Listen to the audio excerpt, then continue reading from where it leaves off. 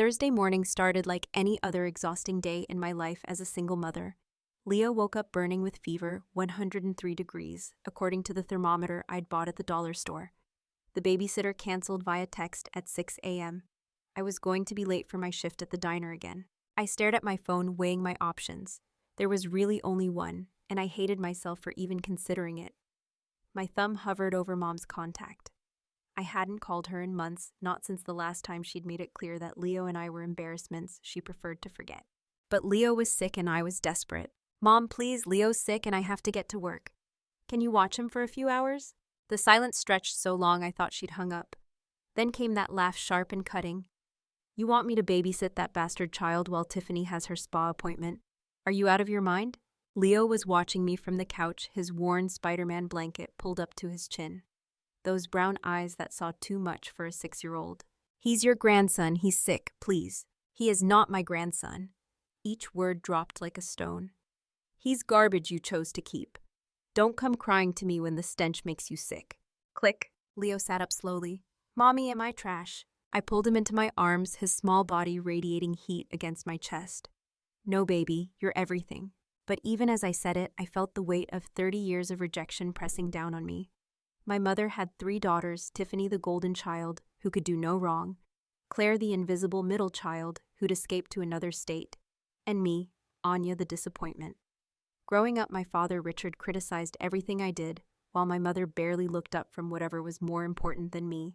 When I showed them a drawing at age 5, Mom glanced at it and went back to her magazine while Dad said the proportions were wrong and I should try harder. I was 5. I didn't know what proportions meant. I just knew that my drawing the thing I'd worked so hard on wasn't good enough. I threw it away before dinner. That became the pattern.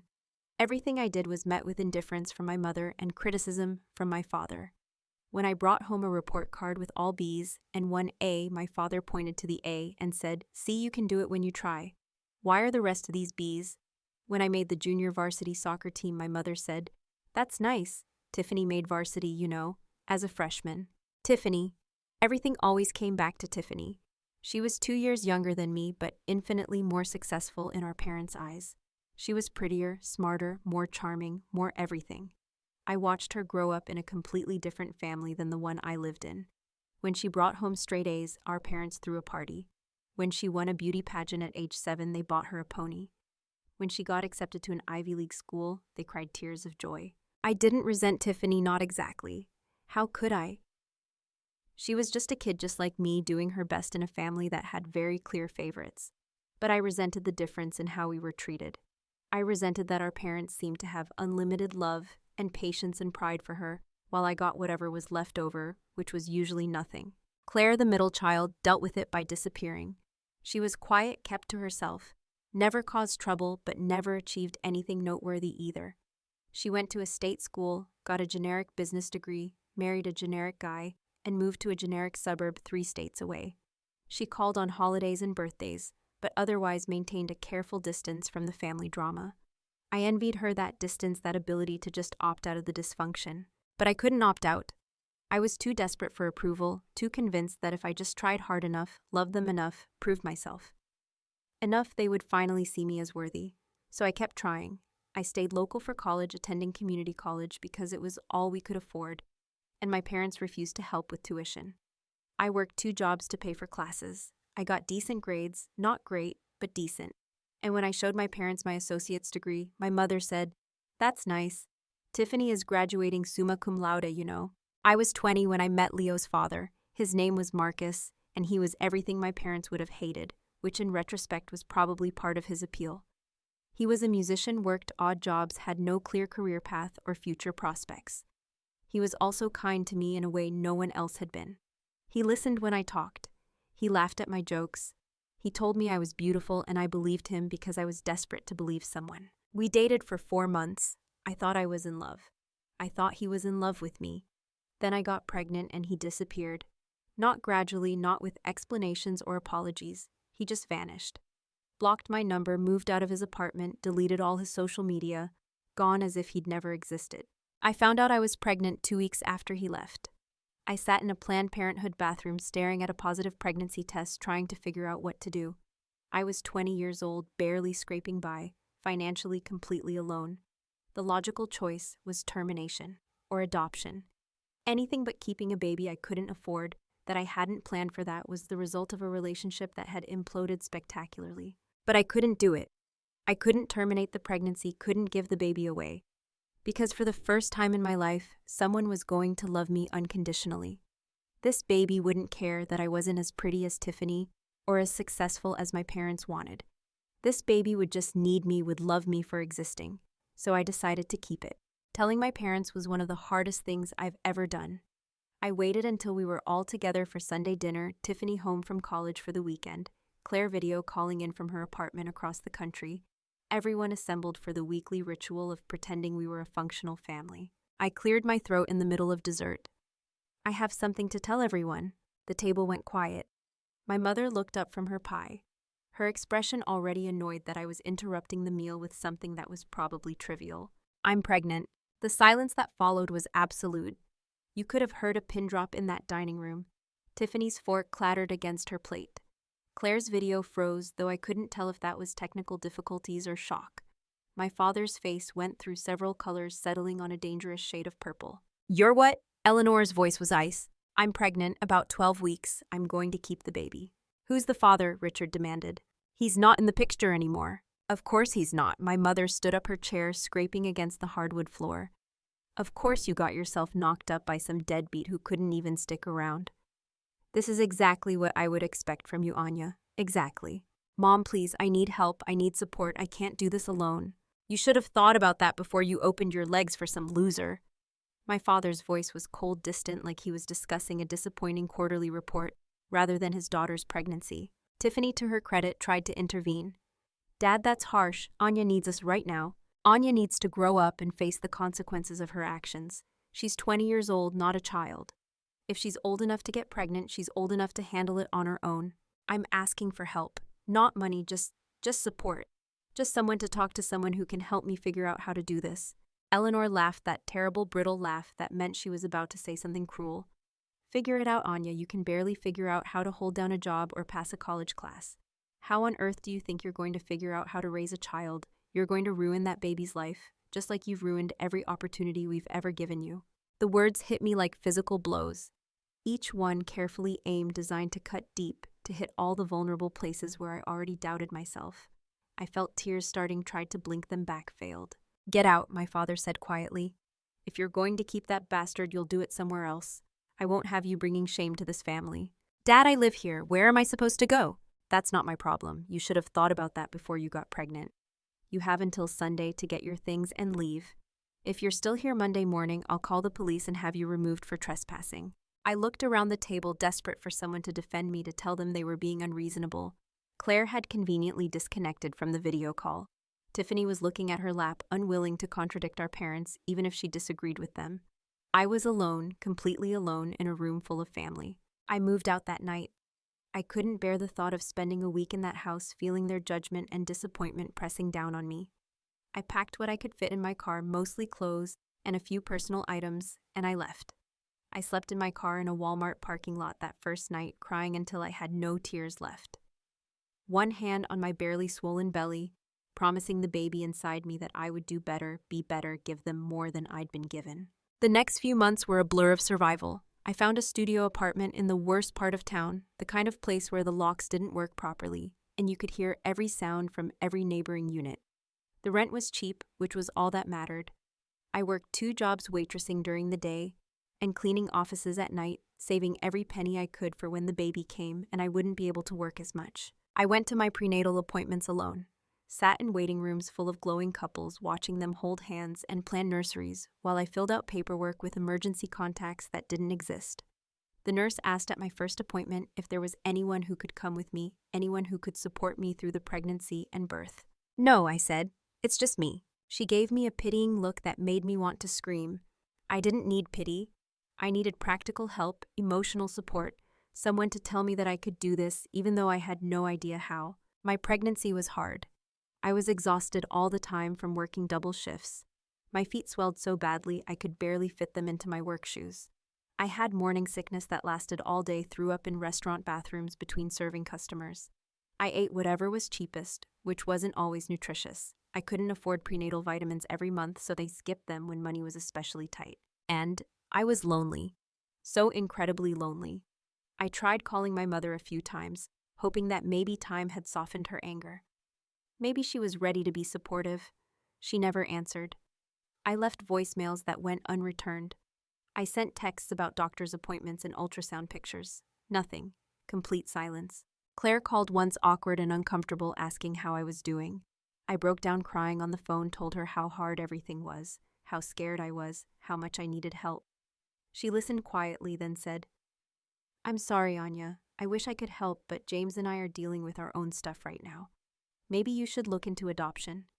There are so many couples who would love to have a baby. Even Claire, the one member of my family I thought might understand, was suggesting I give up my baby. Not because she thought it was best for me or the baby, but because it would be easier for everyone else if I did. If I just quietly made this problem disappear." I stopped calling after that, stopped reaching out, stopped hoping for reconciliation. I accepted that I was truly alone, that this baby and I were going to navigate life without family support. It was terrifying and liberating in equal measure. Leo was born on a Tuesday in March during a thunderstorm that knocked out power to half the city. The hospital had to use generators, and in the flickering emergency lighting, I labored for 16 hours alone. No partner to hold my hand, no mother to encourage me, no sister to celebrate with. Just me and a rotating cast of nurses who were kind but professional, doing their jobs, but not filling the void of family. When they finally placed Leo in my arms, tiny and perfect, and screaming his lungs out, something inside me shifted. This was it. This was my family now. This small human who depended on me completely. I would never treat him the way my parents had treated me. I would never make him feel worthless or unwanted. He would be loved unconditionally and fiercely for as long as I lived. I called my mother from the hospital room. Don't ask me why. Maybe because giving birth makes you vulnerable, makes you crave your own mother, even when your own mother has never been what you needed. Maybe because some part of me still hoped that becoming a grandmother would soften Eleanor's heart, would make her see me differently. "Mom, he's here. Leo, your grandson. He's beautiful, perfect. Do you want to come meet him?" There was a pause. Then, "I told you, Anya, that child is not my grandson. Don't call me again with this nonsense." Click. She hung up. I sat there in my hospital bed holding my newborn son, and I made a decision. I was done chasing their approval. Done hoping they would love me. Done exposing myself and my son to people who saw us as trash. We would build our own family, our own life, our own happiness, and they could live with their bitterness and judgment and cruelty without us. The first year of Leo's life was the hardest year of mine. I'd thought I understood exhaustion before, but nothing prepared me for the bone-deep fatigue of new motherhood combined with financial desperation. I went back to work 2 weeks after giving birth because I couldn't afford any more time off. I strapped Leo into a used car seat I'd bought at a thrift store and dropped him at a daycare that was cheap because it was barely licensed, where the workers seemed overwhelmed and the facility smelled like old diapers and industrial cleaner.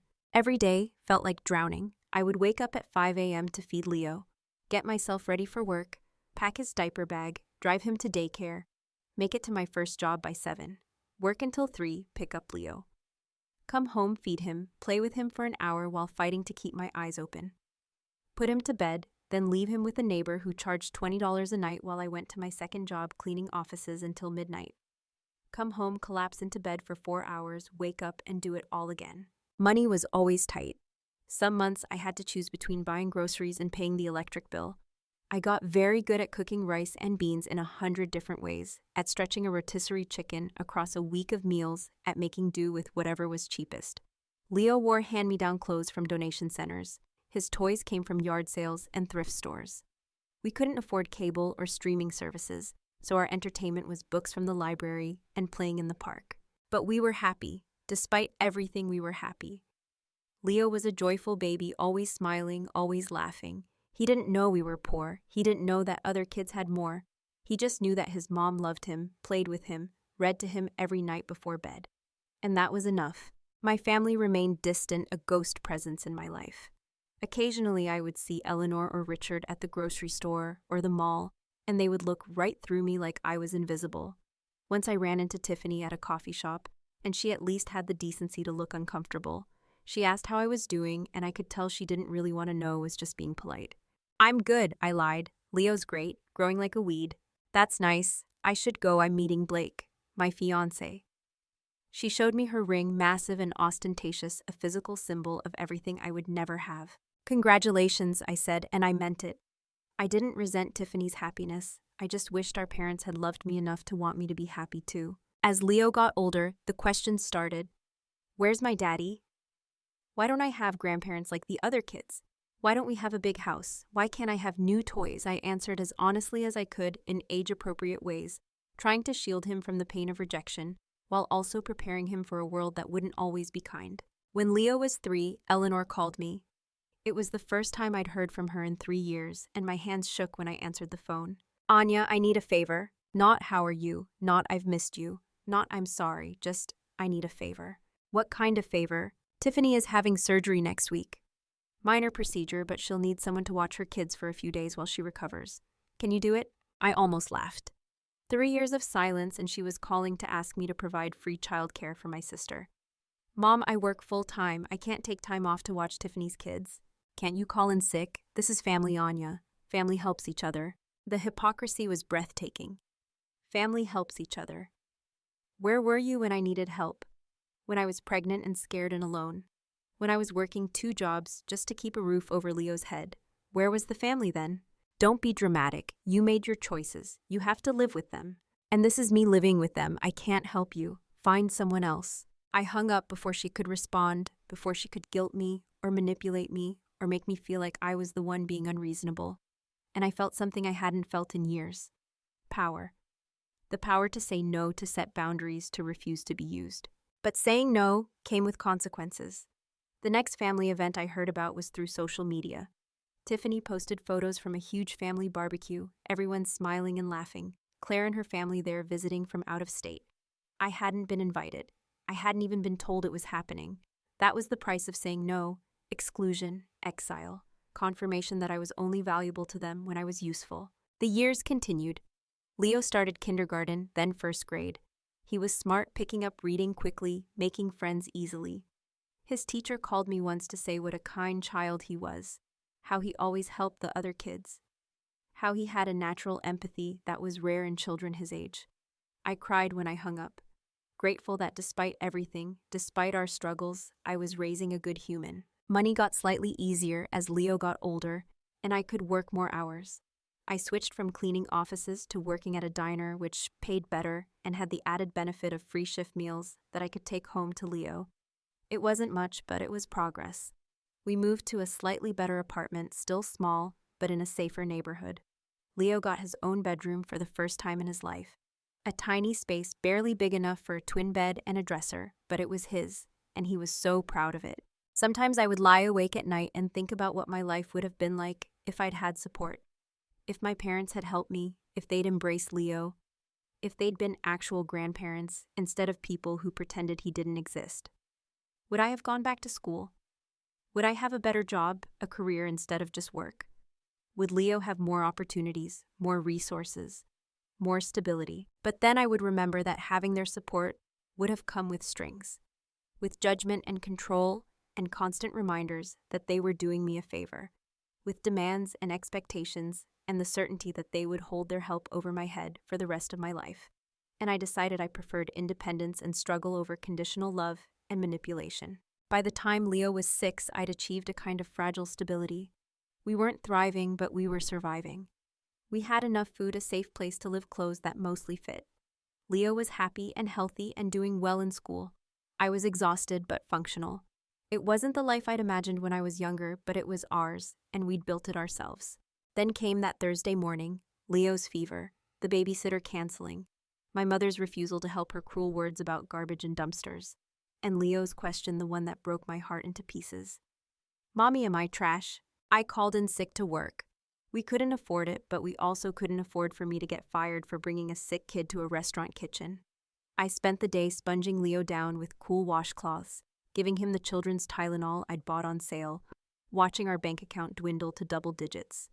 He slept fitfully, whimpering in his fevered dreams, and I sat beside him feeling like the world's worst mother because I couldn't even afford to take him to the doctor unless it was a real emergency. That night after Leo's fever broke, and he fell into a deeper sleep, I sat at our kitchen table and cried.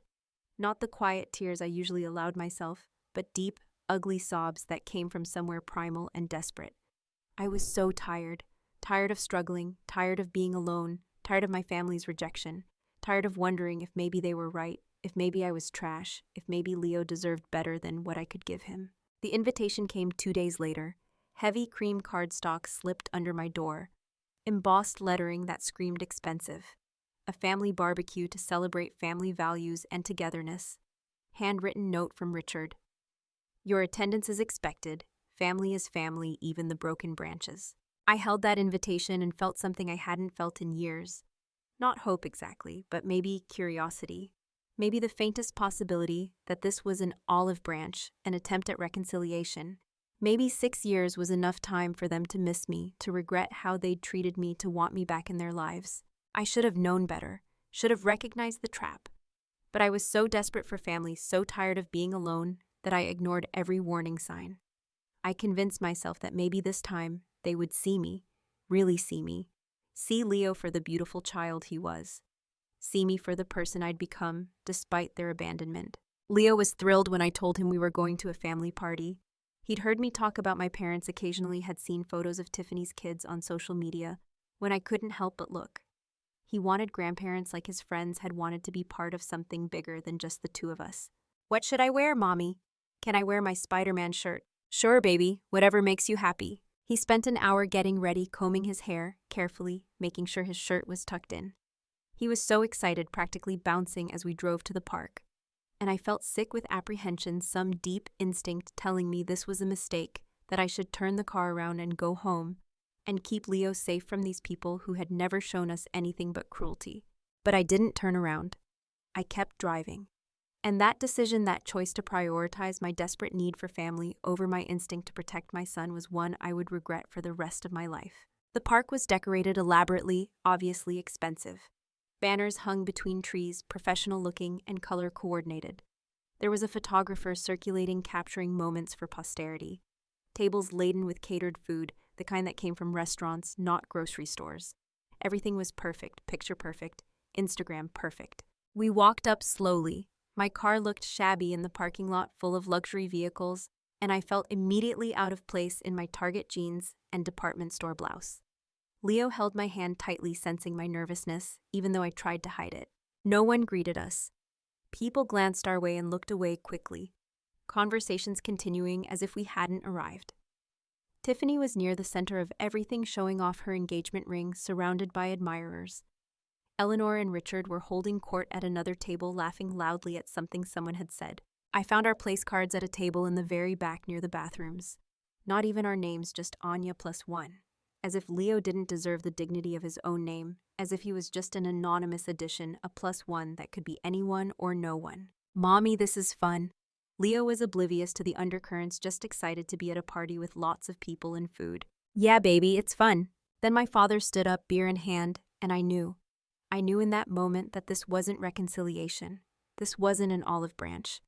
This was something else entirely, something cruel that I should have anticipated, but had been too desperate to see. Everyone, time for the family roast. The conversations died down. People turned to face Richard, smiling in anticipation. The photographer positioned himself to capture whatever was about to happen. And I stood there, frozen, Leo's hand in mine, unable to move or speak or protect him from what was coming. Richard pointed directly at me, his gesture dramatic and deliberate. And here's our family's proudest disappointment. She even brought her little dumpster baby to the party. The laughter that followed was loud and immediate. Not uncomfortable chuckles, but genuine amusement, as if my humiliation was the entertainment they'd been promised. I felt Leo's hand tighten in mine, felt him press against my leg, making himself smaller. What's wrong? Can't take a joke. Richard was grinning, playing to his audience. Come on, Anya, you've always been so sensitive. Learn to laugh at yourself. Eleanor stood up, her smile saccharine and poisonous. Anya, sweetheart, we're just teasing. It's all in good fun. She walked over to us, reached down, and grabbed Leo's hand. Come with Grandma Precious. Let's go get you some special treats. Every instinct screamed at me to hold on to Leo, to not let her take him. But I was paralyzed by years of conditioning, by the desperate hope that maybe she was actually being kind, that maybe this was a genuine gesture. and I let go of his hand. I let go of my son's hand. They led us to the back of the park, away from the main party, away from the safety of crowds. Several cousins followed, phones out, giggling. This was planned. This entire thing had been orchestrated, and we were the unwitting entertainment. There were industrial dumpsters back there, green and massive. The smell hit me first. Organic decay in summer heat. Then I saw Richard walking toward the largest one, throwing open the lid with theatrical flourish. "Your room is ready." He announced it like he was revealing a prize. Time seemed to slow down. I saw his hand moving toward me, reaching out. I tried to step back but wasn't fast enough. His palm connected with my shoulder and shoved hard enough that I stumbled forward. My elbow cracked against metal. Then I was falling, the world tilting sideways, and I landed in garbage. The impact drove the air from my lungs. Wetness soaked through my clothes immediately, things squishing beneath me. The smell was overwhelming, like death had been fermenting in heat for days. I gasped and regretted it, the taste of rot filling my mouth. Then I heard Leo scream, "Mommy!" His voice was pure terror, the sound a child makes when they're being hurt by someone they thought they could trust. I tried to stand, slipped, and the slick garbage fell again. Leo, I'm here." Another thump, and suddenly he was falling into the dumpster with me. 6 years old and being thrown into trash like he meant nothing. He landed hard, crying immediately, and I grabbed him, pulling him to me, while checking frantically for injuries. Above us, applause, actual applause, and my father's voice, loud and performative, "Finally found where she belongs, in the trash. In the garbage where she's always belonged. Maybe the rats will have some company now." More laughter, phones out, recording everything. Tiffany's voice cut through the noise, bright with excitement. "This is going viral for sure." Leo was sobbing against my chest, his small body shaking violently. The garbage was everywhere, in his hair, on his face, soaking through his carefully chosen Spider-Man shirt. He'd been so excited for this party, so hopeful about meeting his family, and they'd thrown him in trash. "Mommy." His voice was so small, so broken. "Are we trash for real?" I couldn't answer. My throat was closed, my chest collapsing. We were in literal garbage, thrown there by my own father, laughed at by dozens of people who shared our blood. And Leo, my beautiful, innocent son, was asking if we were trash. In that moment, in that darkness that smelled like death and decay, something inside me died. Not broke, died. The part that had hoped for their love, that had believed family meant something, that had thought maybe someday they would accept us. That part died completely, and in its place something cold and hard and determined was born. They would pay for this, not immediately, not obviously, but they would pay. The footsteps faded. The voices grew distant. The lid slammed shut, and we were in darkness. Complete, absolute darkness, with only thin lines of light where the lid didn't quite seal. The smell was worse in the enclosed space, concentrated and inescapable. Leo's breathing was fast and panicked. "I can't see, Mommy, I can't see anything." "I know, baby, I'm here, I've got you." I felt around in the dark, trying to find a position where we weren't sitting directly in the worst of it. My phone was in my pocket, but when I pulled it out, the screen was cracked and dead. No light, no way to call for help. Just darkness and smell and Leo's terrified breathing. "Tell me a story," he whispered. "Please, Mommy, tell me a story so I'm not scared." So I told him stories. Every fairy tale I could remember, every adventure story, every silly joke. My voice cracked and wavered, but I kept talking, kept filling the darkness with words because it was all I could do, and Leo held on to me like I was the only solid thing in a world that had just proven itself cruel and unstable. We were in there for 40 minutes. 40 minutes that felt like hours, like days, like a lifetime. Long enough for the smell to seep into our skin, for the fear to settle into our bones, for the reality of what had happened to truly sink in. Then we heard footsteps. Heavy ones hurried. The lid lifted and light poured in so bright it hurt after the darkness. An older man looked down at us, his face cycling through shock and horror and anger. Jesus Christ, what happened? Hold on, I'm getting you out." He helped Leo out first, lifting him carefully, checking him for injuries with gentle hands. Then he reached back for me. My legs had gone numb, and I nearly fell when I tried to stand. He caught me, steadied me, asked no questions about how we'd ended up in a dumpster at a family barbecue. He introduced himself as Mr. Ron Blackwell, property manager for the church next door. He'd heard sounds of distress and come to investigate. He took off his jacket and wrapped it around Leo, not caring that it would get filthy. Then he led us to his truck. Those people who did this, he said quietly as he drove, they family. I looked out the window, unable to meet his eyes. They were. I'm sorry. I'm so sorry that happened to you. He pulled a card from his wallet, handed it to me. If you need help, real help, you call me. Anytime, day or night. I've seen a lot in my 70 years. Worked as a firefighter for 3 decades. Seen every kind of cruelty humans can inflict on each other. And I'll tell you something I learned. The trash isn't the person in the dumpster. The trash is the person who put them there. We drove in silence to my apartment. Mr. Ron waited while I fumbled with my keys, hands still shaking. He carried Leo Ince when I couldn't manage both the door and my son. He set Leo gently on the couch and looked at me with such kindness it made me want to cry again. You get yourselves cleaned up. You need anything you call. I mean it. After he left, I ran a bath for Leo. He sat in the tub silently while I washed the garbage off him, picking bits of rotted food from his hair, scrubbing the smell from his skin. He didn't cry anymore. He just stared at nothing, his eyes unfocused somewhere else entirely. That silence terrified me more than his screaming had. I'd seen this kind of dissociation before in myself, after particularly bad encounters with my family. The way your mind just leaves your body, unable to process the trauma, seeking refuge in numbness. Leo, baby, talk to me. Please say something. He blinked slowly, focusing on my face. Why did they do that, Mommy? Because they're cruel people.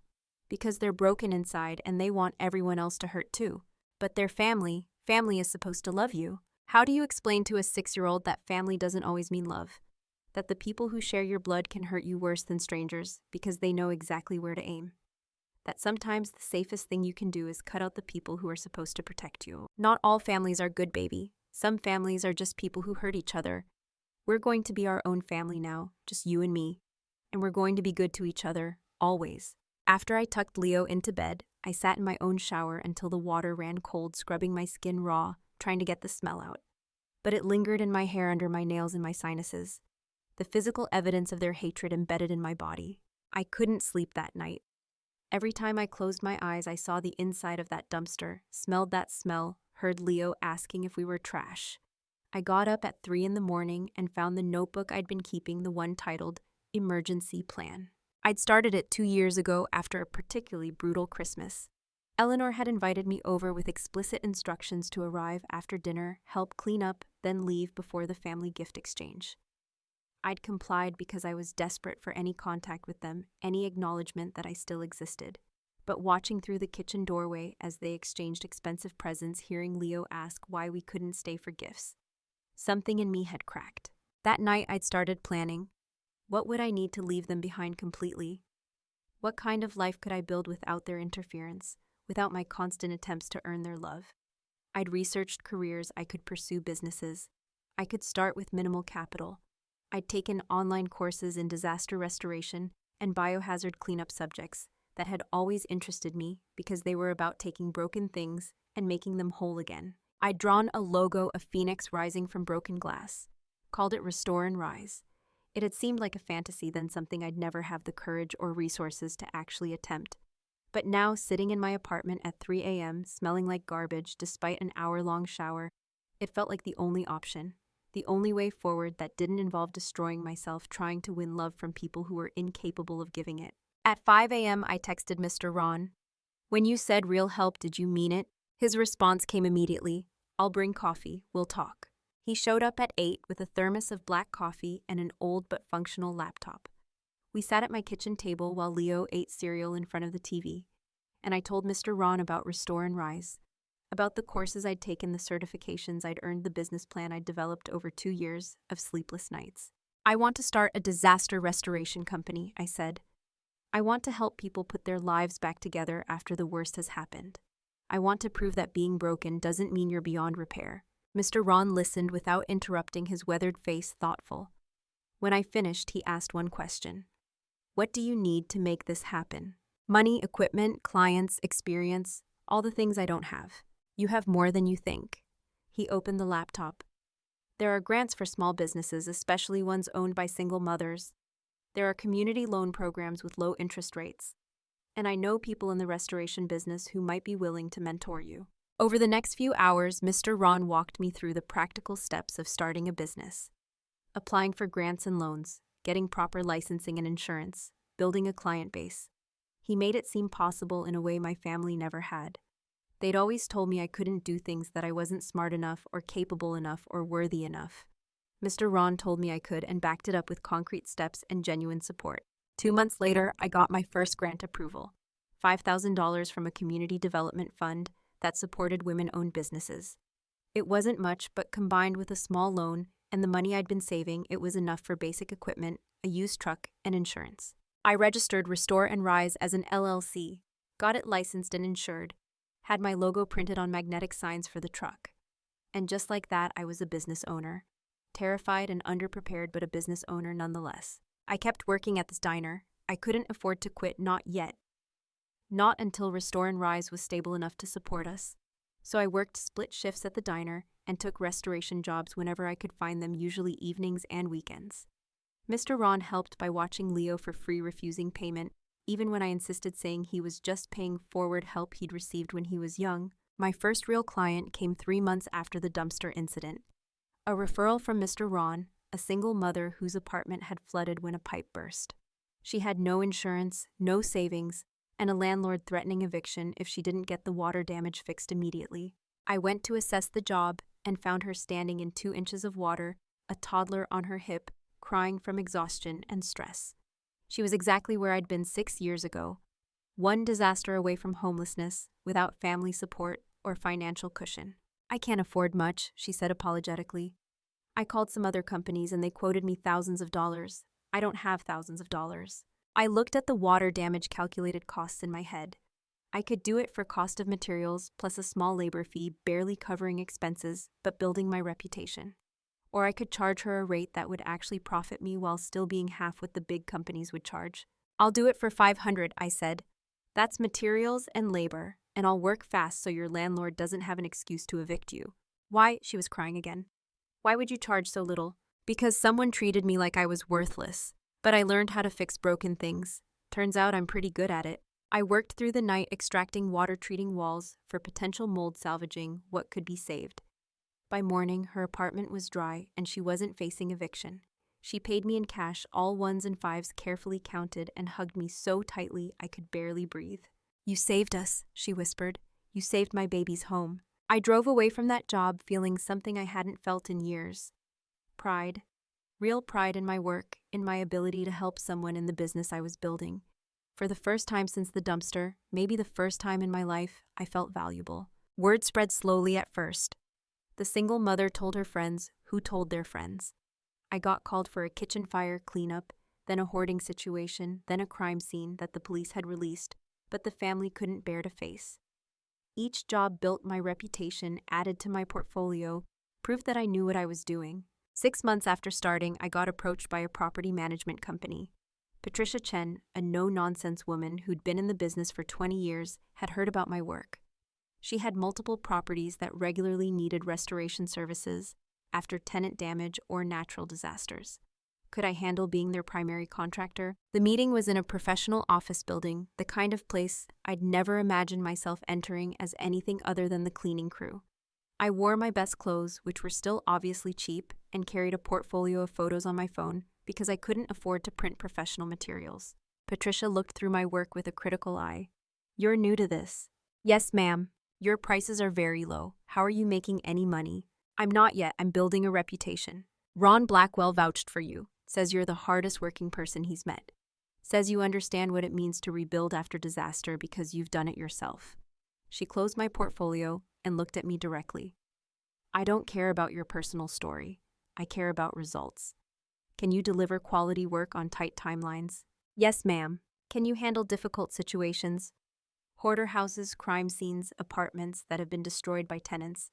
"I can handle anything." She studied me for a long moment. "I believe you can. Let's start with the trial period. 3 months. You handle whatever comes up at my properties, you do it fast, and you do it well, and we'll talk about a longer contract." That contract changed everything. Steady work, reliable income, enough that I could finally quit the diner and focus entirely on building Restore and Rise. I hired my first employee, a young guy named Marcus, who'd been recently released from prison and was having trouble finding work. No one else would give him a chance, but I remembered what it felt like to be rejected for your past mistakes, so I hired him. Then I hired Sarah, a woman in her 50s who'd lost everything in a divorce and was trying to rebuild her life.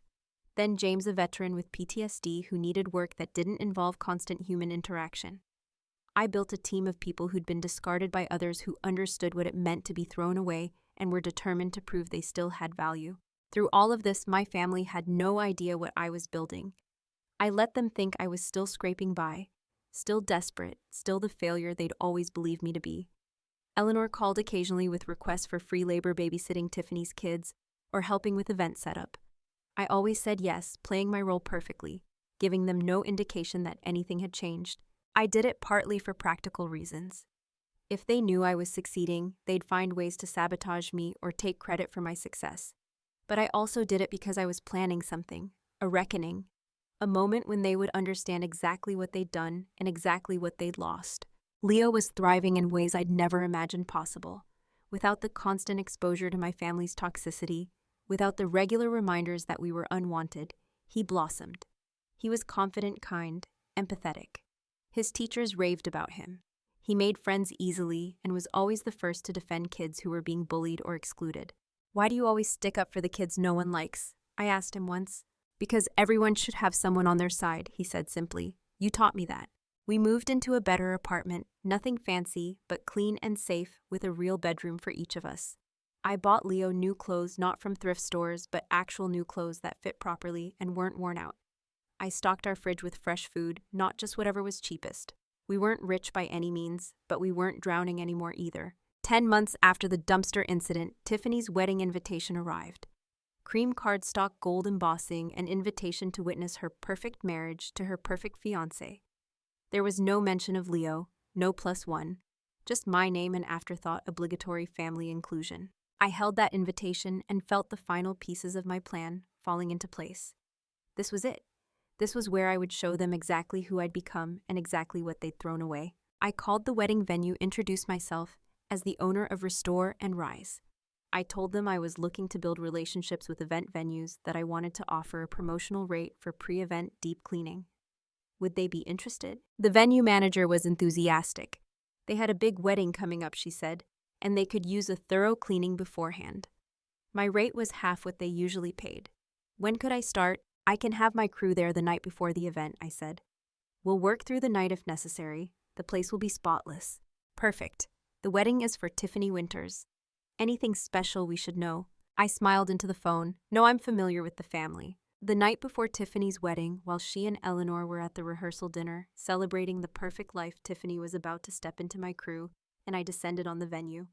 We cleaned it thoroughly, professionally, exactly as contracted. Every surface spotless, every corner perfect. But while I worked, I memorized everything. The location of every circuit breaker, every service entrance. The PA system controls in the back room.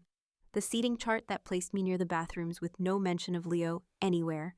The layout of the entire venue, every exit and entrance, every potential advantage. I took photos of everything. The seating arrangement that excluded my son, the expensive decorations, the 3-tier cake that probably cost more than my monthly rent, the guest list with over 200 names, all these people ready to celebrate Tiffany's perfect day while completely ignoring that she'd helped throw a child into garbage. And I pocketed something, an emergency access keycard that the venue manager had left on her desk, just in case, just to keep my options open. The morning of the wedding, I didn't show up at the venue, not yet. Instead, I sent Marcus in the company truck, professional and polite, with a white envelope for Eleanor. On the outside, an elegant script that mimicked Tiffany's invitations to the family who threw us in the trash. I'd spent weeks deciding what to put in that envelope. So many drafts, so many versions, angry letters, sad letters, accusatory letters. But in the end, I'd settled on something simple, 3 things. A bank statement from Restore and Rise showing the current balance, over $100,000. Proof that I wasn't the failure they'd claimed, that I'd built something real without their help. A photo of Leo and me in front of our new apartment building. Both of us smiling, genuinely smiling, Leo holding a sign he'd made that said home in bright crayon. In the background, you could see our neighborhood clean and safe, and nothing like the places we'd lived before. And a note typed in direct, "The dumpster is empty, so is your seat in our lives." I'd debated whether that was too dramatic, too petty. But then I'd remembered Leo's face in that dumpster. Remembered his question about whether we were trash, and I decided they deserved every bit of drama and pettiness I could deliver. Marcus called me after he made the delivery. "Your mom opened it right there on the doorstep." Her face went purple. "She's pissed." "Good," I said. "She should be." Then I got ready. I'd spent money I probably shouldn't have on an outfit for this day. A tailored suit in deep blue that fit me perfectly, that made me look professional and successful and nothing like the desperate woman they'd known. Real leather shoes that clicked confidently on hard floors. Professional hair and makeup subtle but polished. Leo wore a matching suit scaled down to his size. He looked like a tiny businessman, adorable and confident. We talked about this day for weeks, about how we were going to visit Aunt Tiffany's wedding, just to say hello, deliver a message, then leave and do something fun. "Are they going to be nice to us?" he'd asked. "Probably not, but we're not going for them. We're going for us, to show them that they didn't break us." "Okay, but if they're mean, can we leave right away?" "The second you want to leave, we're gone, I promise." We arrived at the venue exactly 30 minutes before the ceremony was scheduled to start. The parking lot was full of expensive cars, and mine looked shabby in comparison, but I didn't care anymore. I'd stopped measuring my worth by what I owned or where I fit in their social hierarchy.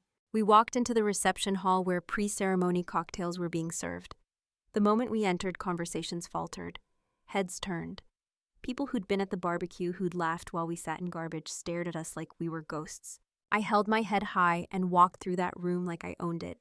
Leo's hand in mine, both of us cleaned up and put together and so clearly successful that it contradicted everything they'd believed about us. Tiffany saw us first. She was near the front in a white cocktail dress, probably for pre-wedding photos. Her face glowing with happiness until she spotted me. Her mouth literally fell open, her champagne glass tilting dangerously in her hand. "Anya!" Her voice carried across the room, too loud, shocked. "What are you doing here?" I held up the invitation she'd sent. I was invited, though I noticed Leo's name wasn't included. Eleanor pushed through the crowd, still in her dressing gown, the envelope I'd sent clutched in her hand. Her face was flushed red, her eyes wild with rage. "How dare you show up here? How dare you try to embarrass this family?" "Embarrass you?" I kept my voice calm, reasonable. "I'm just attending my sister's wedding. You think some money makes you better than us? You think I'm impressed by your little cleaning company?" Eleanor's voice was rising, losing the controlled sweetness she usually maintained in public. "You're still the same worthless girl who got pregnant by some deadbeat. You're still garbage, Anya, just garbage in an expensive suit." The room had gone completely silent. Every guest was watching this confrontation, phones coming out to record it. Just like at the barbecue, except this time, I wasn't covered in trash. This time I was standing straight, meeting my mother's eyes, refusing to crumble. "You're right that I'm the same person," I said quietly. "I'm still the daughter you threw in a dumpster 10 months ago. I'm still the mother of the grandson you refused to acknowledge." I paused, letting those words sink in for everyone listening. "But I'm also the owner of a successful business. I'm also someone who's learned that family isn't about blood. It's about who shows up when things are hard." Richard appeared, pushing through the crowd. His face was that dangerous shade of red I remembered from my childhood. "Get out, both of you. You're not welcome here."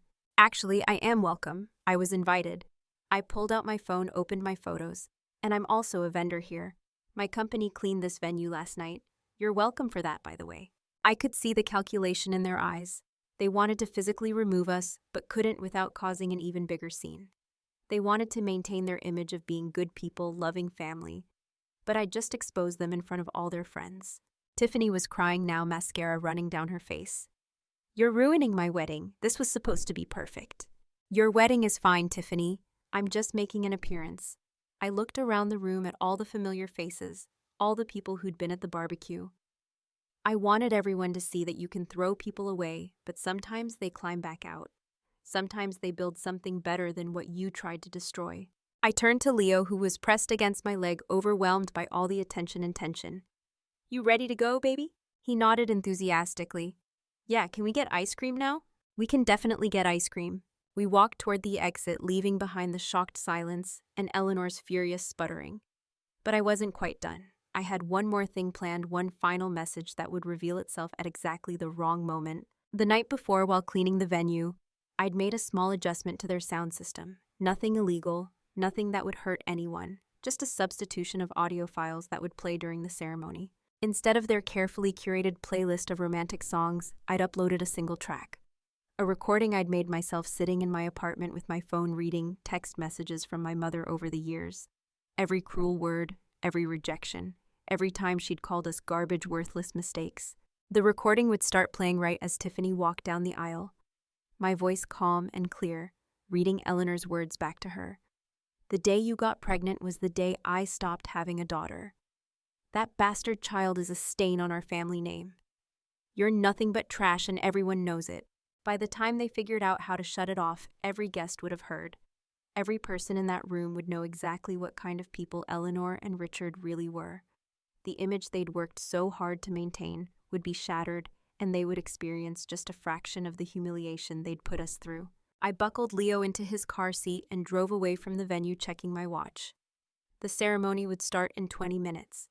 In 20 minutes, my voice would echo through that perfect wedding, exposing their cruelty for everyone to hear. "Mommy, why were they so mad?" Leo asked from the back seat. "Because we showed them that they didn't break us. And people like that hate being proven wrong." "Good. I'm glad we're not broken." He was quiet for a moment. "Can we really get ice cream?"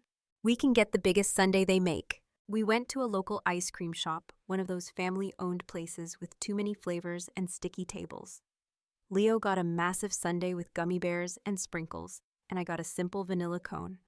We sat outside in the sunshine, watching normal people live their normal lives, and for the first time in months, I felt genuinely at peace. My phone started blowing up about 30 minutes later. Text messages, voicemails, notifications from every social media platform. I ignored them all, focused on Leo and his rapidly melting sundae, and the simple joy of a Saturday afternoon with my son. Later that night, after Leo was asleep, I finally looked at my phone. The messages were exactly what I'd expected. Furious texts from Eleanor calling me every name she could think of. Voicemails from Richard threatening legal action. Messages from relatives I barely knew. Some supporting me, most condemning me for ruining Tiffany's special day. And one message from Tiffany, a video she'd posted publicly, her face tear-stained and angry. "My bitter, jealous sister ruined my wedding because she can't stand to see me happy. She's always been like this, always trying to tear me down. I hope she's satisfied now that she's destroyed the most important day of my life." I watched the video and felt nothing. No guilt, no satisfaction, just a kind of distant observation. She was spinning the narrative to make herself the victim to avoid confronting what our parents had done. Fine, let her. I didn't need her acknowledgement or her understanding. But other videos started surfacing too. Videos from guests who'd been at the wedding, my recording playing through the speakers. Eleanor's cruel words in my voice echoing through that beautiful venue. Guests looking uncomfortable, shocked, horrified. Eleanor trying to shut it off while Richard screamed at the venue staff. Tiffany collapsed in her father's arms, crying her perfect day destroyed. And then the original video, the dumpster video. Someone had leaked it, probably one of the cousins who'd filmed it either out of guilt or for internet points. It spread fast, going viral in that way that ruins lives and careers. There was me being shoved into garbage. There was Leo, 6 years old, being thrown in after me. There was the laughter, the applause, the phones recording everything. The comments were brutal, but not toward me, toward my family. Thousands of people expressing outrage, calling for consequences, sharing their own stories of family abuse. Eleanor's name was attached to her employer, and people started calling for her to be fired. Richard's accounting firm got review bombed. Tiffany's social media was flooded with accusations of complicity. They were being canceled in the modern sense of the term, exposed and condemned by strangers on the internet. And I watched it happen with a mixture of satisfaction and unease. This was what I'd wanted, wasn't it? For them to face consequences, for them to feel a fraction of the humiliation they'd put me through. But it was also spiraling out of control. People were finding their home addresses, posting them online. Someone created a website dedicated to exposing the Winters family abuse. Death threats started appearing in the comment sections.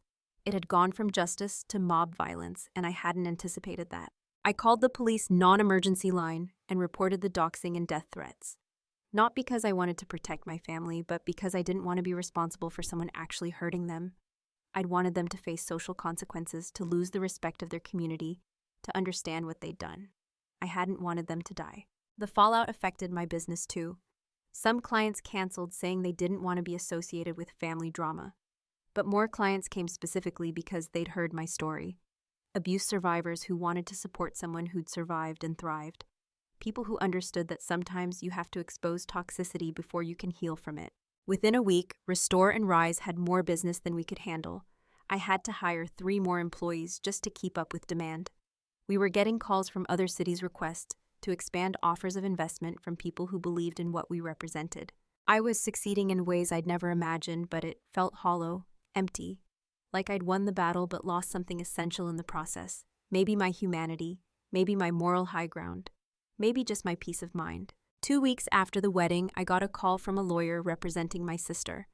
My first instinct was panic worry about lawsuits or restraining orders. But when I called back, the lawyer explained that Tiffany wanted to meet with me, alone, just the 2 of us. Why? I asked, suspicious of any contact from that family. She didn't say, she just asked me to arrange it. You're under no obligation to agree. I should have said no. Every therapist would have advised maintaining boundaries, protecting the peace I'd built. But curiosity won out. I agreed to meet her at a neutral coffee shop, public and safe, with Mr. Ron at a nearby table just in case. Tiffany showed up 20 minutes late, which was typical for her. But she looked different. Thinner, exhausted, her expensive clothes hanging loose. No makeup, hair pulled back in a simple ponytail. She looked, for the first time in her life, ordinary, human, broken. She ordered coffee with shaking hands and sat down across from me without meeting my eyes. "Thank you for coming," she said quietly. "What do you want, Tiffany?" I wanted to apologize. I almost laughed. "You're 2 weeks too late for that." I know I am, but I need to say it anyway." She finally looked up, and there were genuine tears in her eyes. "Blake left me the day after the wedding. Turns out he was running a Ponzi scheme, and when it all collapsed, he disappeared. Left me with nothing. All his assets were frozen, all our money was from defrauded investors. The wedding cost $60,000 that I now owe and can't pay. I lost everything." I waited, saying nothing. I felt no sympathy, but I also felt no satisfaction. Just tired observation of someone else's tragedy. "I moved back in with Mom and Dad," she continued, her voice breaking. "And I finally understood what you've lived with your whole life, because suddenly I wasn't the golden child anymore. I was the daughter who married a criminal who humiliated them in front of their friends. And they treat me exactly the way they always treated you. So you're apologizing because now you understand what it feels like." Yes and no. I mean, yes, but also because I finally watched the whole video. The dumpster video. I watched it sober and alone, without Mom in my ear, telling me it was just a joke. And I saw what we did. What I did. I stood there and filmed while Dad threw your child into garbage. A 6-year-old child. And I laughed. She was sobbing now, ugly and genuine, the kind of crying that comes from real shame. I sat there watching her fall apart and felt a strange detachment. This was what I'd wanted, for them to acknowledge what they'd done, to feel remorse. But it didn't feel like victory. It just felt sad. "I don't know what I expected you to say," I said slowly. "Did you think I would forgive you, tell you it's okay?" "No, I don't expect anything. I just needed you to know that I'm sorry, that I was wrong, that you and Leo deserve so much better than what we gave you." She wiped her eyes with a napkin. "And I wanted to tell you that I'm in therapy now, really working on myself, not just going through the motions, trying to understand why I was so cruel, why I went along with Mom and Dad's abuse instead of standing up to them." "That's good. I'm glad you're getting help. Can I ask how Leo is doing? I know I don't deserve to know, but I think about him sometimes, about how scared he must have been in that dumpster." The question hit me harder than I expected. Leo was doing well, thriving even. But he still had nightmares sometimes. Still woke up crying, asking if we were safe, if anyone was coming to throw us away again. The trauma wasn't something that just disappeared because we'd gotten revenge or built a good life. "He has nightmares," I said honestly. "He's afraid of the dark. He has anxiety about meeting new people, but he's also happy and kind and doing well in school. He's healing slowly. We both are." Tiffany nodded, fresh tears streaming down her face. "I did that to him. I helped do that to a little kid who never hurt anyone." "Yes, you did. Is there anything I can do? Any way to make amends?" I thought about that. About whether there was any form of apology or restitution that could undo the damage. "You can leave us alone. You can do your own work in therapy and become a better person, but you can do that without involving us. We're not part of your healing journey, Tiffany. We're just the people you hurt." "I understand." She stood up, gathering her purse. "For what it's worth, I really am sorry. And I'm proud of you, of what you've built, of how strong you are. I know that doesn't matter, but it's true." I watched her walk away, this woman who'd been my sister for over 30 years, and felt nothing. No anger, no love, no connection. She was just someone I used to know, someone who'd hurt me, someone who is now dealing with her own consequences. Mr. Ron came over after she left. How do you feel? Empty, like I thought her apology would mean something, but it doesn't. It doesn't change anything. That's because apologies without change behavior are just words. She's sorry she got caught, sorry her life fell apart, sorry she's facing consequences. But is she actually a different person? Or is she just a person who temporarily learned what it feels like to be on the receiving end? I don't know, and I don't think I care enough to find out. That night, I had a long conversation with Leo about forgiveness and healing and what we owed to people who'd hurt us. He was 7 now, old enough to understand complex emotions, old enough to have opinions about our family situation. Aunt Tiffany apologized, I told him. She said she's sorry for what happened at the barbecue. He thought about it, serious and thoughtful. Does that mean we have to see her again? No, we don't have to see anyone we don't want to see. Good, I don't want to see her, or Grandma or Grandpa. They're mean people. They are. Do you think they'll ever not be mean? That question got to the heart of everything. Could people like Eleanor and Richard actually change? Could years of cruelty and abuse be undone through therapy and self-reflection? Or were some people just fundamentally broken in ways that couldn't be fixed? I don't know, baby. Some people change, some people don't. But we don't have to wait around to find out. We can build our own life with people who are already kind. Like Mr. Ron. Exactly like Mr. Ron. Mr. Ron had become the grandfather Leo had never had. He came to Leo's school events, taught him how to use tools, safely took him fishing on weekends. He showed up consistently, reliably, without conditions or judgment. He was family in the truest sense, not because of blood, but because of choice and commitment. The months after the wedding were strange. My business continued to grow exponentially, fueled partly by genuine reputation and partly by the notoriety of my story. I was invited to speak at conferences about surviving family abuse. Local news stations wanted interviews. Podcasts reached out asking me to share my experience. I turned down most of it. I didn't want to be known as the woman who got thrown in a dumpster. I wanted to be known as someone who ran a good business, who helped people rebuild after disasters, who employed people others had given up on. My trauma wasn't my identity, and I refused to let it become my brand. But I did agree to one interview with a local reporter who'd grown up in an abusive home and wanted to tell stories about survival and resilience. We met at my office, surrounded by the tools and equipment of my trade, and she asked thoughtful questions that went beyond sensationalism. What do you want people to understand about family abuse? She asked. That it's not always obvious, it's not always physical violence or screaming matches. Sometimes it's just constant, subtle messages that you're not good enough, that you don't deserve love, that your existence is a burden. And those messages can be just as damaging as a fist. Do you think your family will ever change? I used to hope they would. I spent my entire childhood and young adulthood waiting for them to love me the way I needed to be loved. But now I understand that their inability to love me properly isn't about me, it's about them. They're broken in ways that I can't fix. What advice would you give to someone in a similar situation? I thought carefully about that question. That you can't earn love from people who aren't capable of giving it. And that family isn't always about blood. Sometimes the people who love you best are the ones who choose to, not the ones who are obligated to. The interview went viral in a quieter way than the dumpster video had. It resonated with people who'd experienced family trauma, who'd spent years trying to earn love from people incapable of giving it. My inbox flooded with messages from strangers, sharing their own stories, thanking me for putting words to their experience. And then 3 months after the wedding, I got a call from a hospital. My father had had a heart attack. Massive. He'd survived the initial event, but was in critical condition. Eleanor had listed me as emergency contact. I'm not his emergency contact, I told the nurse. I haven't spoken to him in months. Your mother listed you. She's here now. She asked that you be notified. I hung up and stared at my phone, trying to process this information. Richard had almost died. Might still die. And despite everything, some part of me felt something. Not love, not exactly, but maybe grief for the father he'd never been, for the relationship we'd never had.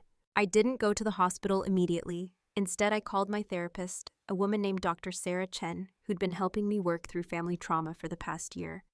I'd finally been able to afford therapy once Restore and Rise became profitable, and it had been transformative in ways I hadn't expected.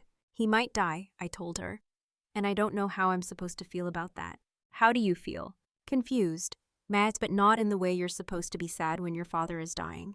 More like sad about what never was than sad about what I'm losing. That's completely normal. You're grieving the father you needed, not the father you had.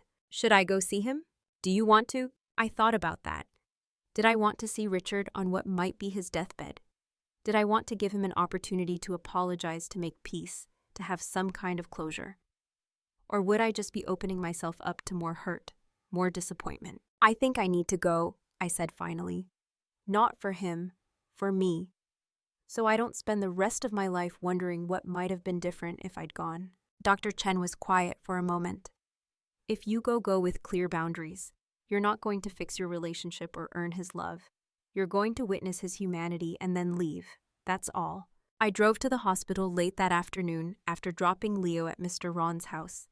I didn't want him anywhere near this situation, didn't want to risk exposing him to more family toxicity. Eleanor was in the waiting room looking older than I'd ever seen her.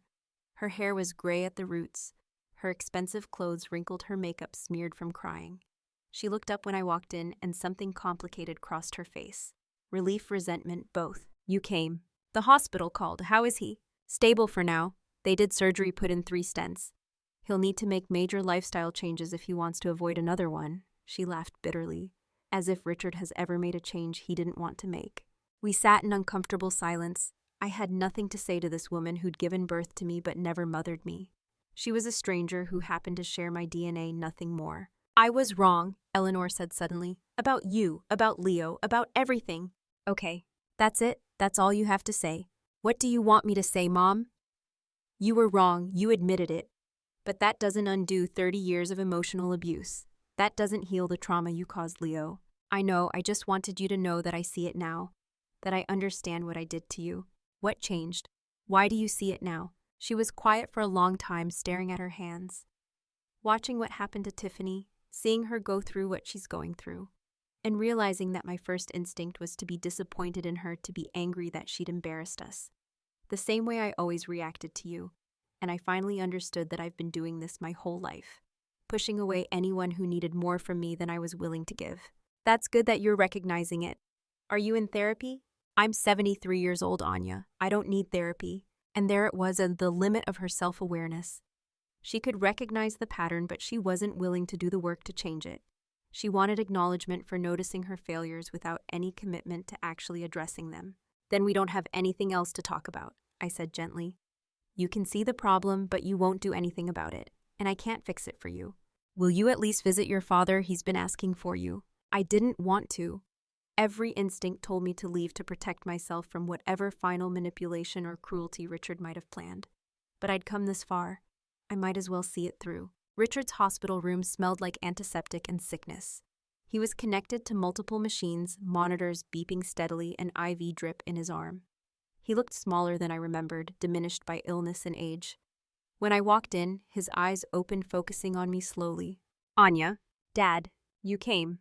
The hospital called. He nodded weakly, understanding that I wasn't here out of love or filial devotion. I'm sorry for the dumpster, for everything. The apology felt hollow, extracted by fear of death rather than genuine remorse. Okay, is that all you're going to say? What do you want me to say? That I forgive you, that we can start over. I pulled a chair close to his bed, looked him directly in the eyes. You threw my 6-year-old son into garbage, Dad. You filmed it. You laughed about it. You made his trauma into entertainment. What words could possibly make that okay? I'm dying, Anya. Can't you give me peace? You're not dying right now. You're sick and scared and looking for absolution. But I'm not a priest. I can't forgive sins just because someone asked nicely. His face hardened, a glimpse of the man I remembered. You've become cruel, cold, just like I always knew you would. No, I've become honest. I've stopped pretending that your abuse was love, that your cruelty was just tough parenting, that I deserve the way you treated me. I gave you a roof over your head, food, clothes, everything you needed. Everything except love, except respect, except the belief that I was worthy of existing. I stood up, done with this conversation. I hope you recover, Dad. I hope you have a long life, but I won't be part of it. You lost that privilege when you threw us in the trash. You'll regret this. When I'm dead, you'll regret not making peace with me. Maybe, but I'll regret staying and letting you hurt me again even more. I walked out of that hospital room and felt something lift off my shoulders. Some weight I'd been carrying since childhood, the weight of obligation and guilt, and the desperate need for parental approval. I didn't need his love anymore. I didn't need his validation. I was okay without it. Eleanor was waiting in the hallway. What did he say? He apologized. Then he got angry when I didn't immediately forgive him. Pretty typical, really. Are you going to come back? Visit him again? No, this was goodbye. For both of you? I looked at her, this woman who'd never figured out how to be a mother. I hope you find peace, Mom. I really do, but you need to find it without me. I left the hospital and drove to Mr. Ron's house to pick up Leo. He was in the backyard helping Mr. Ron build a birdhouse, his small hands carefully holding pieces of wood while Mr. Ron hammered. They were laughing about something easy and comfortable, the way families should be. Mommy, Leo ran over when he saw me covered in sawdust, grinning widely. Look what we're making. Mr. Ron says we can paint it any color I want. That's great, baby. You ready to go home? Can Mr. Ron come for dinner? We're having spaghetti. I looked at Mr. Ron, this man who'd become more of a father to me in 2 years than Richard had been in 30. You're always welcome at our table. I'd be honored, he said simply. That night, the three of us sat around my kitchen table eating spaghetti and talking about nothing important. Leo's school project. A funny customer Mr. Ron had encountered at the hardware store where he now worked part-time. My plans to expand Restore and Rise to a neighboring city. This was family, not perfect people who shared DNA, but people who chose each other, who showed up consistently, who loved without conditions. This was what I'd been searching for my whole life, and I'd found it not in the people I was born to, but in the people I'd collected along the way. 6 months after Richard's heart attack, I got news that Eleanor had died. Heart failure, quick and relatively painless. She was 73 years old. I felt nothing when the lawyer called. No grief, no relief, just acknowledgement that a person who'd hurt me was now gone. She couldn't hurt me anymore, but she also couldn't change, couldn't grow, couldn't become the mother I'd needed. There's a will, the lawyer said. You're named in it. What does she want now? She left you her house and a significant portion of her estate. $500,000. There are conditions you'll need to review. I went to the lawyer's office more out of obligation than interest. The will was thick with legal language, but the relevant parts were clear. Eleanor had left me the family home and half her estate. Tiffany got the same, but there was a letter attached sealed with my name on it in Eleanor's handwriting. I opened it there in the office, not wanting to bring it home where Leo might see it. The letter was several pages, Eleanor's handwriting shaky but legible. Anya, by the time you read this, I'll be dead. I need to tell you things I was too proud or scared to say while alive. I was a terrible mother to you. I treated you like you were worthless, and I'm deeply sorry. The truth is, I saw too much of myself in you. I got pregnant at 19 before your father. My parents forced me to get an abortion to avoid family shame. I've regretted that choice every day since, not because abortion is wrong, but because I made it out of fear instead of what I wanted. When you got pregnant and kept Leo, I hated you for having the courage I lacked. You chose your child over parental approval, and I punished you for it in every way I could. The dumpster was unforgivable. I watched Richard throw you and Leo into garbage and didn't stop it. Worse, I enjoyed it. I felt vindicated, like I was finally proving I was right about you. But I wasn't right. You're strong and capable. You built something beautiful from nothing. You're a better mother and a better person than I ever was. I'm leaving you the house and money because I should have supported you when you needed it. It won't undo the damage, but maybe it can help you build something good. I don't deserve your forgiveness. I just needed you to know that I see what I did, how I failed you, and I'm sorry. I love you, Anya. I always did, even when I hurt you instead. I'm sorry my love was so twisted with trauma that it became abuse. Your mother, Eleanor. I read the letter 3 times, tears streaming down my face. Not tears of forgiveness, but tears for what could have been. The letter didn't change anything. She was still the woman who'd thrown me in a dumpster, but it was an acknowledgement, an explanation, if not an excuse. I put the money in a trust for Leo's education.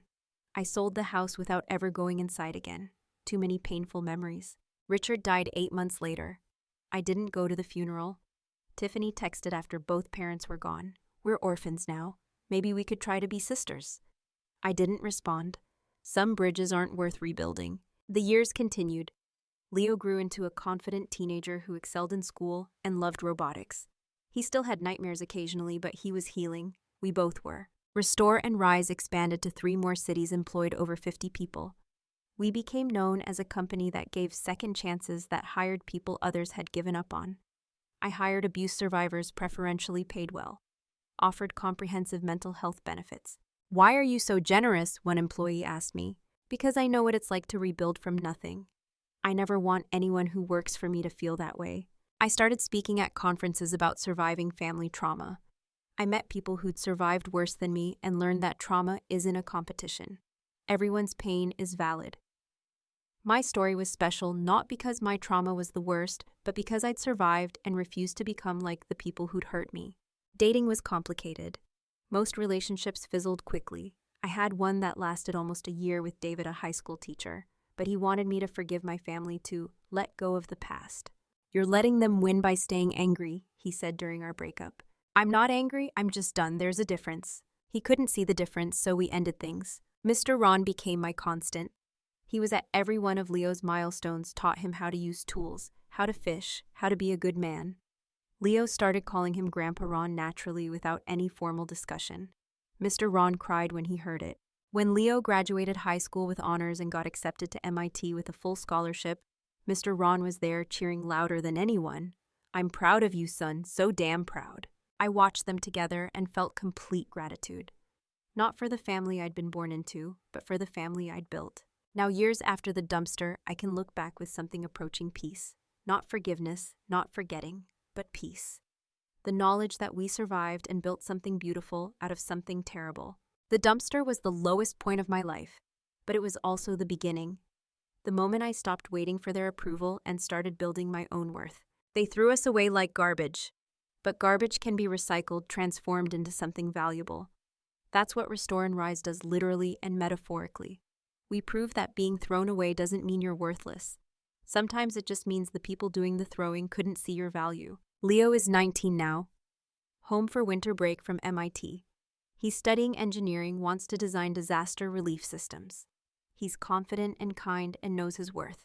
We're having coffee when he asks, "Do you ever think about them, your family?" Sometimes. Mostly I think about what could have been different. "Do you think you'd be happier?" Maybe, or maybe I'd be complacent. Maybe I needed that pain to become who I am now. That's sad, that you had to suffer to become strong. It is sad, but it's true. I don't recommend trauma as character building, but I can't deny it shaped me. Would you change it if you could? No, I say without hesitation. Because if they'd loved me properly, I might never have learned to love myself. I might still be chasing their approval instead of building my own life. Leo nods. I used to be angry that I didn't have normal grandparents, but now I'm glad. We got Grandpa Ron instead, and he's better than any biological grandparent could have been. He really is. And we got each other, just us against the world. I take his hand. You know what the best revenge is: living well, being happy.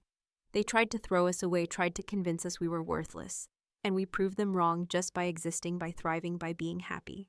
We're not trash, Leo says, echoing his question from years ago. But this time, it's not a question, it's a fact. We're not trash, I agree. We never were. That night, I look at the framed logo on my wall, the phoenix rising from broken glass. Restore and Rise. What started as a desperate dream has become a multi-million-dollar business that employs dozens and helps thousands. But more than that, it's proof. Proof that you can survive being thrown away. Proof that you can build something beautiful out of trauma. Proof that worth doesn't come from other people's approval, but from knowing who you are and refusing to be anything less. I keep Eleanor's letter in a locked drawer, not because I've forgiven her, but because it's a reminder that people can change even if it's too late. That abuse often comes from people who are themselves traumatized. That understanding doesn't mean excusing. The dumpster changed my life. It was rock bottom, but rock bottom became my foundation. The place where I stopped falling and started building. They called us trash. We proved them wrong. And that's not just survival, that's victory. The next month, Restore and Rise expanded to a second city. Leo got his own room in our new place with blue walls. He picked himself a real bed and a door with a lock that only he controlled, just in case anyone ever tried to make him feel unsafe again. No more dumpsters, no more lids, just windows and open sky above.